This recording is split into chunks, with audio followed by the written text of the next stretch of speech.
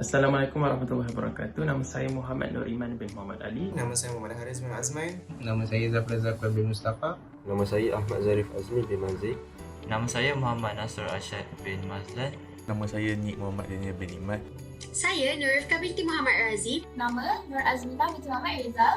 Nama saya Nur Wafrah Arifah binti Muhammad Jalani. Hai, nama saya Siti Nur Ain binti Yusri. Kami daripada kumpulan 1 ingin membentangkan tentang tajuk kepentingan agama dalam kehidupan serta cabaran pemikiran ateism. Sebelum kita mulakan pembentangan pada hari ini, suka saya kongsikan tentang apa itu agama. Agama ditafsirkan sebagai sebuah institusi sosial yang menyumbang kepada pembentukan struktur sesebuah masyarakat. Secara umumnya, agama adalah kepercayaan kepada Tuhan atau lebih dekat dengan agama kita iaitu agama Islam bahawa kita hendaklah percaya dan beriman kepada Allah yang Esa. Selain daripada itu, agama mempunyai pelbagai jenis. Lazimnya, agama Kristian, Hindu, Buddha dan juga agama rasmi negara kita iaitu agama Islam. Di dalam konteks ini, negara kita telah menetapkan bahawa agama Islam sebagai agama utama dan perkara ini telah termaktub di dalam perlembagaan negara. Walau bagaimanapun, negara kita merupakan negara yang mempunyai masyarakat berbilang kaum. Secara logiknya, terdapat pelbagai jenis agama yang ada implikasi daripada jenis-jenis kaum masing-masing. Akan tetapi, tiada diskriminasi yang wujud antara masyarakat akibat perbezaan agama dan masyarakat di negara kita, alhamdulillah sehingga hari ini hidup dengan aman dan harmoni. Hal ini adalah kerana tujuan manusia mempercayai sesuatu perkara atau beragama adalah kerana ianya merupakan sifat yang sedia ada dalam diri dari awal lagi, bahawa mempercayai kewujudan alam yang serba indah ini mempunyai Tuhan yang mengendalikannya. Akhir sekali, golongan yang beragama dikategorikan sebagai teis iaitu masyarakat yang mempercayai kewujudan Tuhan. Akan tetapi, sejak kehidupan manusia semakin moden, lebih ramai manusia cenderung untuk tidak percayai kewujudan Tuhan. Malah, mereka mengakui bahawa alam ini dijadikan dengan sendirinya dan manusia lebih berusaha untuk memeliharanya. Pemikiran ateism adalah satu kepercayaan yang menyangkal kewujudan Tuhan. Dalam konteks, negara Malaysia tidak lari dari ancaman pemikiran ateism yang menggugat nilai pertama dalam rukun negara Malaysia iaitu kepercayaan kepada Tuhan. Secara umumnya, kepercayaan ateism ini dilihat sebagai satu pantang larang bagi masyarakat umum di Malaysia kerana ia dilihat sebagai satu pegangan yang berlawanan dengan prinsip rukun negara. Namun begitu, dengan kewujudan teknologi yang canggih dan kurangnya nilai-nilai agama dalam diri anak-anak muda masa kini, ancaman pemikiran ateism ini adalah satu perkara yang harus dititik beratkan kerana ia boleh mengancam akidah umat Islam. Pada tahun 2017, isu pemikiran ateism menjadi topik hangat apabila terjadinya satu pertemuan kumpulan ateism iaitu The Atheist Republic Consulate Kuala Lumpur. Perkara ini dianggap sebagai sesuatu yang membimbangkan, terutamanya apabila majoriti daripada ahli kumpulan tersebut terdiri daripada anak muda yang asalnya adalah beragama Islam. Selain itu, laporan awal oleh beberapa kajian mengatakan bahawa golongan ateism di Malaysia tidak memahami falsafah ateism yang sebenar dan majoriti daripada mereka hanyalah menyertai arus ataupun trend terkini anak muda barat untuk kelihatan hebat. Perkara ini harus dibendung dan sekiranya tiada tindakan diambil, dikhawatiri bahawa jumlah golongan ateism semakin meningkat pada masa akan datang dan mempengaruhi pemikiran golongan anak muda yang beragama Islam. Masa agama secara umum dan menurut para ilmuwan, secara umumnya agama ialah kepercayaan kepada Tuhan atau suatu kuasa gaib maupun amalan dan institusi yang berkait dengan kepercayaan tersebut, di mana agama dan kepercayaan tidak asing antara satu sama lain kerana ianya saling berkait. Kepercayaan dianggap sebagai agama apabila kepercayaan itu melibatkan satu komuniti manusia yakni masyarakat. Masyarakat yang beragama dapat dikenal pasti dari segi perbuatan seperti sembahyang, upacara dan perayaan yang disambut, dari segi lisan seperti lafaz kalimat suci, bacaan mantra maupun jampi, dari segi akhlak atau sikap dan juga dari segi bangunan yang terdapat di persekitaran masyarakat seperti masjid, kuil, toko maupun gereja yang setiap satunya menjadi simbolik kepada suatu agama yang menjadi kepercayaan mereka. Berdasarkan pendapat para ilmuwan pula, ada di antara mereka yang menakrifkan agama sebagai satu upacara berdasarkan mitos, nilai-nilai yang perlu seiring dengan tuntutan hidup, satu ibadah maupun satu ikatan yang perlu dipegang. Antara para ilmuwan tersebut ialah Anthony F.C. Wallace, Johan Effendi, Buya Hamka, Kiai Haji Munawar Khalil, Sidi Ghazalba dan Harun Nasution. Menurut Anthony Wallace, agama merupakan satu set upacara yang direalisasikan berdasarkan mitos sebagai pemacu kuasa gaib untuk mengubah keadaan manusia dan alam semesta. Manakala menurut Buya Hamka pula, agama ialah ibadat yang timbul kerana iktikad, iaitu keyakinan di dalam hati atau istiqamah, iaitu ketaatan menjalankan suatu suruhan secara terus-menerus untuk sentiasa taat atas dasar iman.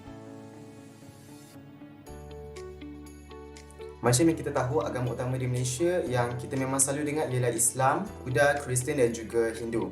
Jadi dalam bahagian ini saya akan terangkan terlebih dahulu tentang kronologi kewujudan agama-agama tersebut di dalam Malaysia. Yang pertama, macam yang kita sedia maklum, agama Islam merupakan agama rasmi Malaysia. Tapi, macam mana datangnya Islam itu sendiri ke dalam negara kita? Ajaran Islam dipercayai dibawa masuk oleh pedagang India pada abad ke-12. Tapi dikatakan wujudnya praktikal ajaran Islam ini semasa zaman Kesultanan Melayu Melaka. Sebab apa? Sebab pemimpin pada masa itu merupakan seorang Muslim. Jadinya sudah pasti beliau menyebarkan ajaran Islam secara meluas kepada penduduk negeri Melaka. Untuk agama Buddha pula, agama ini telah diperkenalkan kepada orang Melayu masa 200 sebelum Masihi lagi. Macam mana? Okey, pedagang dan pederi India mengembara dan mereka membawa sekali idea-idea India tentang agama, kerajaan dan juga seni. Jadinya penduduk dekat rantau itu sebatikan idea India itu dengan kepercayaan orang asli lalu membentuk amalan politik serta budaya mereka. Seterusnya, macam mana agama Kristian boleh muncul di Malaysia? Mula-mula, pedagang Kristian dari Timur Tengah sampai di Malaysia pada abad ke-7. Lepas tu diikuti dengan Portugis yang membawa agama Katolik. Lepas tu Belanda pula yang datang bawa Protestantism. Tapi ideologi Belanda menjadi dominan bila Portugis merosot. Oleh itu, agama Kristian pun tersebar secara meluas masa pemerintahan British, terutamanya dekat Malaysia Timur, Sabah Sarawak. Akhir sekali, agama Hindu. Simple, agama ini dia memang sudah berpengaruh sebelum datangnya Islam lagi. Orang India yang menetap di Malaysia datang daripada Tamil Nadu. Jadi masa 1800 dan 1900-an, mereka datang Malaysia untuk jadi buruh dan akhirnya menjadi community minority di Malaysia. Jadi mereka memang bawa sekali lah agama Hindu dari negara asal mereka ke dalam Malaysia. Sejak dari itu, agama Hindu pun tersebar. Jadi itu sahaja ringkasan kronologi wujudnya agama-agama di Malaysia. Agama seperti yang telah diterangkan oleh Wafar sebentar tadi, saya mahu menekankan yang agama ialah pegangan dan disiplin yang perlu ada dalam setiap diri manusia kerana ianya seperti tali pergantungan pada setiap manusia untuk menjalani kehidupan. Terdapat beberapa kepentingan agama dalam aspek kehidupan manusia. Antaranya ialah manusia dapat kecapi nikmatnya kehidupan dengan mempunyai landasan kehidupan yang telah diatur kepada mereka. Sikap ingin tahu manusia seperti siapa yang mencipta seluruh alam, bagaimanakah kehidupan mereka selepas mati dan siapakah yang menentukan takdir hidup mereka. Manusia dapat mengkaji jawapan persoalan mereka tersebut dalam agama masing-masing. Dengan adanya agama tersebut dapat melunaskan pertanyaan yang terdetik di pemikiran manusia terbatas itu. Selain itu, manusia akan dapat mencapai kebahagiaan dan kesejahteraan hidup. Kebanyakan manusia menganggap bahawa bahagia terletak pada limpahan harta dan kekayaan, pangkat dan kedudukan, sedangkan mereka terleka dari agama mereka masing-masing yang telah memberikan teladan dan panduan hidup yang bahagia dan sejahtera kepada mereka, kerana tiada agama yang akan membawa kecelakaan kepada penganutnya. Seterusnya, dari segi masyarakat pula, agama memupuk nilai-nilai moral dalam hidup manusia. Jika sikap-sikap yang dititik beratkan oleh agama diaplikasikan dalam kehidupan, jadi masyarakat akan sentiasa berada dalam keadaan keadilan, keamanan dan selamat daripada huru-hara dan masalah sosial. Setiap agama diteraskan dengan buat baik dibalas baik, buat buruk dibalas buruk di hari akan datang. Contohnya, setiap agama menilai perbuatan memberi bantuan kepada orang susah adalah baik, manakala perbuatan mencuri adalah perbuatan jahat. Akhir sekali, agama memupuk perpaduan dalam tamadun manusia. Agama dapat memberikan lonjakan paradigma kepada tamadun yang ingin membangun. Dengan adanya sifat gerun dengan Tuhan, manusia menjadi disiplin dalam mematuhi arahannya. Dan nilai ini diterapkan dalam diri manusia dalam pembinaan negara dengan mematuhi perintah pemimpin negara. Manusia secara tidak langsung akan saling menghormati dan mematuhi arahan dan undang-undang. Oleh itu, agama sangat penting dalam kehidupan manusia kerana ianya dapat membantu manusia dari segi pegangan hidup untuk kehidupan yang lebih aman dan sejahtera. Baiklah, seterusnya kita akan pergi ke tajuk cabaran pemikiran atheism. Saya akan menerangkan konsep atheism. Atheism ini berasal daripada perkataan Yunani yang dipanggil sebagai atheos yang membawa maksud tiada Tuhan. Selain itu, dalam bahasa Arab, atheism dipanggil sebagai mulhid atau ilhad, yang membawa maksud menyimpang daripada pandangan yang benar. Menurut sarjana Islam, atheism adalah menolak atau menafikan kewujudan Tuhan, tetapi juga mengingkari serta mendustakan kewujudan Allah SWT dan dipanggil sebagai kufur. Seperti yang kita tahu, pemikiran atheism ini telah berkembang pesat di seluruh dunia dan telah membuatkan orang ramai keliru akan kewujudan agama. Mengikut kajian, pada tahun 2012, negara China menduduki tangga pertama yang mempunyai paling tinggi jumlah atheism, iaitu sebanyak 47%, dan diikuti Jepun 31% dan Republik Kias 30%. Pada tahun 2014, Wayne Gallup International melantik TNS Malaysia bagi membuat kajian tentang atheism dan menjadi wakil bagi mereka di Malaysia. Daripada 500 orang data responden di Malaysia yang mereka kaji, didapati 3% adalah golongan yang mengaku ateis dan 20% tidak beragama. Baiklah, kita teruskan lagi dengan kronologi kewujudan atheism. Atheism dikatakan bermula pada zaman Renaissance sekitar abad ke-14 Masihi sehingga ke-16 Masihi, di mana pemikiran moden mula mempengaruhi Barat. Pada ketika itu, Barat sedang menumpukan perhatian kepada ilmu kemajuan kebudayaan semata-mata dan mengabaikan pembangunan kemanusiaan dan kerohanian. Zaman Renaissance merupakan zaman perkembangan tamadun Barat daripada zaman kegelapan kepada zaman kebangkitan dalam mencapai kemajuan. Penyelewengan institusi gereja kepada penganut agama Kristian pada zaman itu telah melahirkan golongan sekularisme, di mana gereja telah menyalahgunakan kuasa dengan menggunakan nama Tuhan sehingga menjatuhkan maruah gereja. Antara penyelewengan kuasa tersebut ialah memaksa masyarakat Barat untuk tunduk dan menjadi orang suruhan gereja, manakala Pope mempunyai kuasa mutlak untuk mengampunkan dosa sesiapa sahaja. Untuk melepaskan diri daripada cekaman gereja, masyarakat Barat telah memisahkan diri dan kehidupan daripada sebarang nilai-nilai keagamaan Kristian. Islam pula pada ketika itu telah mengalami zaman kemunduran kerana pudahnya semangat keagamaan dalam diri penganutnya dan kelemahan umat Islam dalam menguasai ilmu pengetahuan. Oleh hal yang demikian, Barat cuba menguasai peradaban dunia dengan menyebarkan pelbagai ideologi kepada seluruh manusia. Antara tokoh terawal yang mengemukakan idea atheism ialah Baron de Holbach, penulis buku The System of Nature, dan Percy B. Shelley yang menulis buku The Necessity of Atheism. Namun begitu, orang pertama yang mengaku dirinya ialah atheis ialah Denis Diderot. Tokoh lain yang terlibat dengan atheism ialah Karl Marx, seorang tokoh sosialis dan kapitalis. Kemunculan atheism di Malaysia pula awalnya berkembang dalam bentuk komunisme melalui kegiatan politik dan sastera oleh Parti Komunis Malaysia atau PKM yang didirikan pada tahun 1930. Untuk mendapat kepercayaan PKM, orang Melayu perlu membuat pengakuan bahawa dia tidak mempercayai agama atau ateis. Hamzah Hussein, seorang tokoh pengasas Angkatan Sastrawan 50, berpendapat bahawa gejala ateism serta komunisme telah menular dalam sastera Melayu pada tahun 1950-an lagi. Pada tahun 1970-an pula, sebuah novel berjudul Atheist dikarang oleh Archidat K. Miharja dari Indonesia telah dipilih sebagai teks sastera untuk sijil tinggi persekolahan. Akhir sekali, Atheist Republic yang ditubuhkan oleh Armin Navabi juga bertapak di negara Malaysia dan sering mengadakan perjumpaan tahunan ahli-ahli mereka. Seterusnya, pemikiran atheism bukan sahaja akan memberi impak kepada individu, namun ia akan menjadi ancaman kepada masyarakat. Kesan ketara yang kita dapat lihat adalah atheism akan mendorong seseorang itu untuk bertindak mengikut hawa nafsu dan logik akal. Oleh itu, sudah pasti mereka tidak mempunyai panduan selain daripada buah akal fikiran mereka. Sikap yang sedemikian rupa akan mendorong mereka untuk melakukan perbuatan seperti berzina dan berjudi. Selain itu, kefahaman atheism juga akan mengakibatkan masyarakat berpecah belah antara sifat keterbukaan yang tidak mempunyai batasan. Kegiatan maupun aktiviti seperti perarakan LGBT mungkin akan menjadi norma tahunan di negara ini sekiranya setiap individu tidak mempunyai prinsip hidup yang teguh. Seterusnya, cabaran utama pemikiran atheism di negara kita ialah apabila masyarakat, terutamanya generasi muda, mudah terdedah dengan penyebaran ideologi atheism yang menular di media sosial.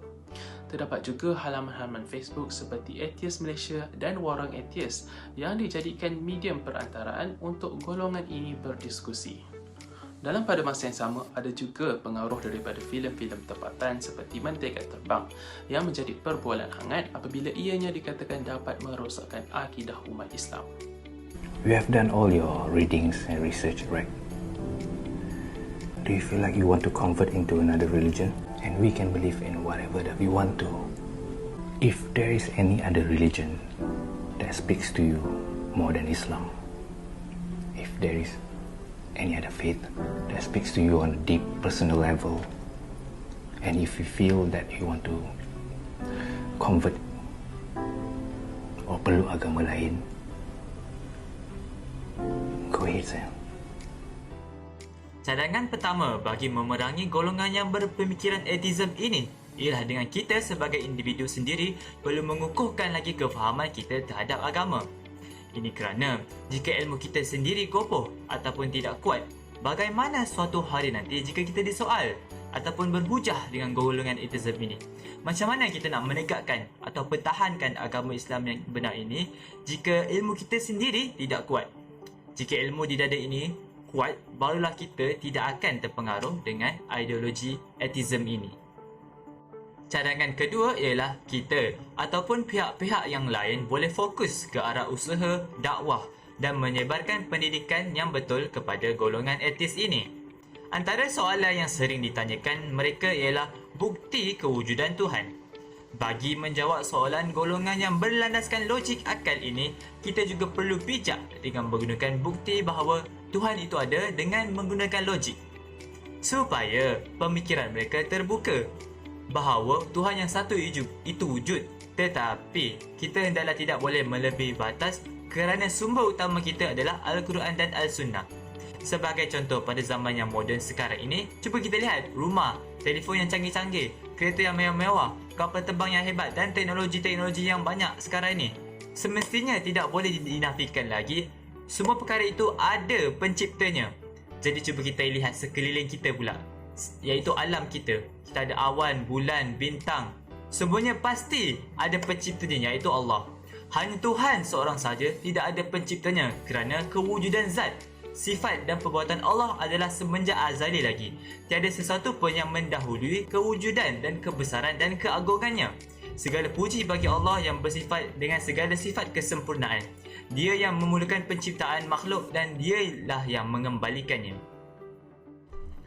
Apa yang kita boleh simpulkan dengan pemikiran atheism ini ialah ianya merupakan satu pandangan atau kepercayaan di mana ianya tidak mempunyai kepercayaan kepada Tuhan atau makhluk ilahi lain yang ada di alam ini. Terdapat banyak faktor yang boleh menyebabkan pemikiran atheism ini berluasa, antaranya pengaruh barat dan kebebasan bersuara di internet, khususnya media sosial. Pemikiran atheism ini amatlah berbahaya di negara kita kerana ianya boleh merosakkan anak bangsa kita.